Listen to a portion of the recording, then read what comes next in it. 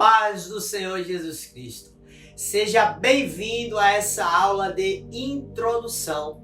E aqui começamos a jornada Evidências da Ressurreição de Cristo. Nesta aula, te lançarei uma enorme quantidade de informações. Se preciso, assista a ela outras vezes, mas não vá para outra aula sem que antes você tenha certeza de que entendeu o conteúdo desta aula.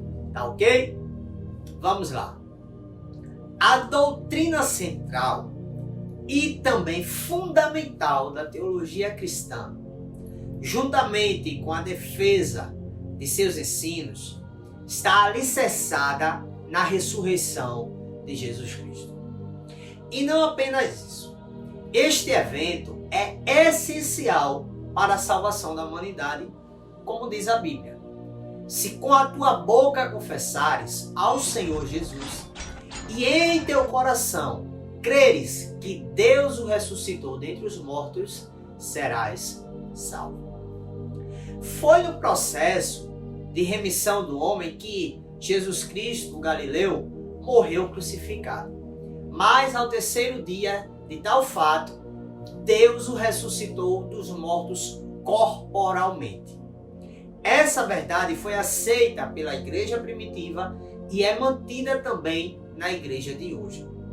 Nesse começo de jornada, uma questão interessante a ser analisada é se de fato essa história pode ser conhecível. Como assim, Anderson? Poderíamos começar então pela pergunta: teria Jesus existido? Podemos mesmo saber alguma coisa sobre a sua vida? Pois ele não deixou nada escrito de seu próprio punho. Essa não é uma situação incomum, visto que grandes nomes na história também não fizeram. Não deixaram nada de próprio punho, mas seus seguidores ou discípulos ficaram incumbidos de fazê-lo.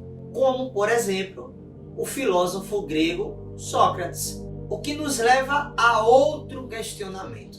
Seriam então estes relatos confiáveis? E para responder com clareza e a níveis aceitáveis, precisamos antecipadamente analisar até onde podemos alcançar essa história.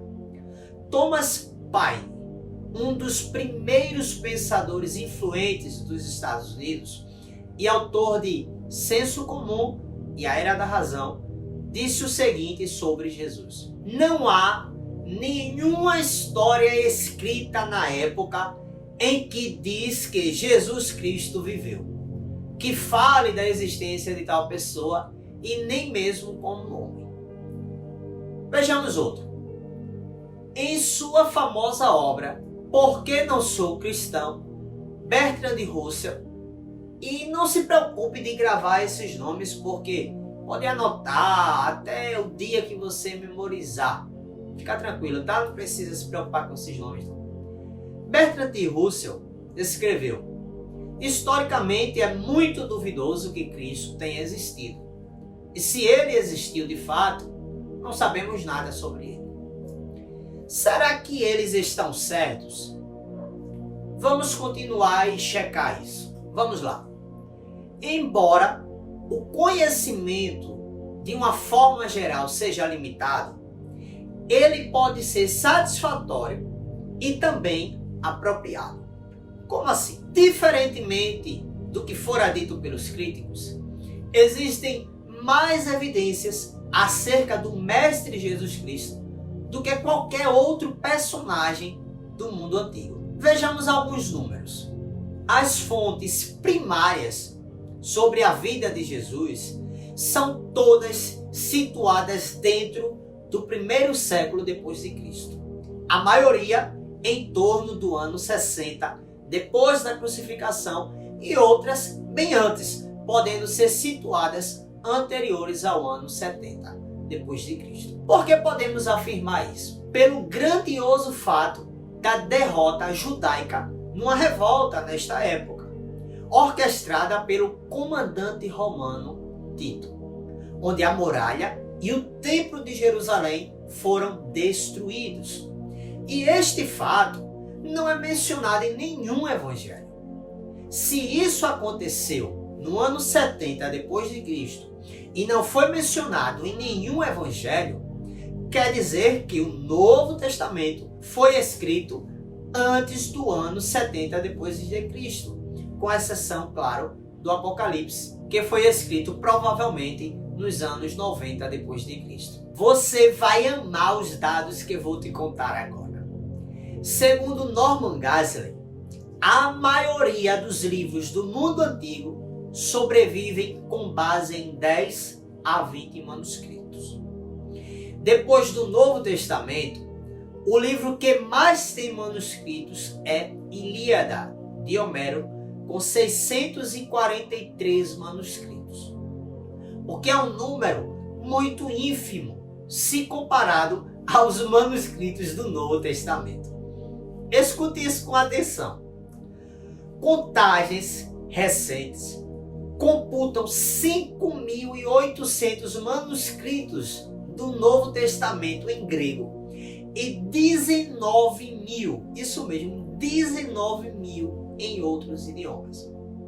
Isso resulta num total esmagador de aproximadamente 25.000 manuscritos do Novo Testamento. Nenhum livro da antiguidade chega perto disso. E por que isso é tão importante? Porque nos dá garantia que temos mais cópias e manuscritos sobre Jesus Cristo do que qualquer outro personagem do mundo antigo. Veja esses outros dados. Quase todos os estudiosos do Novo Testamento concordam que o Novo Testamento foi concluído antes do ano 100 depois de Cristo. E já vimos que podemos situá-los anterior ao ano 70 depois de Cristo. Existe um fragmento do Novo Testamento exposto na Biblioteca John Ryland que data entre o ano 38 a 117 depois de Cristo. Ou seja, estamos falando de um documento que estaria no máximo há quase 100 anos após os fatos, certo? Mas em contrapartida, a maioria dos outros livros do mundo antigo tem intervalo aproximado de 1000 anos. A menor diferença é de 500 anos. Outros números que são estarrecedoramente positivos à verdade do que afirmamos de Cristo é que o Novo Testamento tem a maior precisão de conteúdos nas cópias dos seus manuscritos. O notável estudioso de manuscritos Bruce Metzger, e mais uma vez, não se aperreie em memorizar esses nomes, você pode anotar até um dia memorizar, tá? Ele estimou que o conteúdo da Mahabharata, do hinduísmo, foi copiada com 99% de precisão. E Ilíada de Homero com 95% de precisão. Contudo, agora atente para isso. O Novo Testamento tem uma precisão maior que 99%. E no quesito doutrinário, o Novo Testamento é 100% puro. Além de possuir a maior quantidade de manuscritos antigos, o Novo Testamento possui as mais precisas também. Some-se a tudo isso que ele possui testemunhas oculares e fontes não cristãs, como Tácito, Suetônio, Flávio Joséfo, Tállius, Plínios, Trajano, Adriano, Talmude. Todos esses nomes têm escritos que fazem referência a Jesus Cristo ainda no primeiro século. Agora observe atentamente isso. Segundo William Lane Craig, preste muita atenção nessa informação, porque é onde muitas pessoas erram. Ele escreveu o seguinte: as mais importantes dessas fontes históricas foram reunidas no Novo Testamento.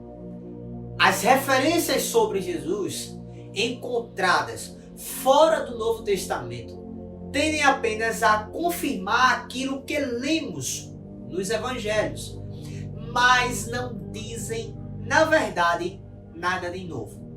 Descobrimos que muitos leigos não entendem esse procedimento. Eles acreditam que, se analisarmos os próprios escritos do Novo Testamento, em vez de recorrer a fontes externas ao Novo Testamento, então estaremos, de certa forma, andando em círculos, usando a Bíblia para provar a Bíblia. Por pressupor que o Novo Testamento não é confiável, as pessoas que insistem em evidências extraídas de fontes escritas exclusivamente externas ao Novo Testamento não sabem o que estão pedindo.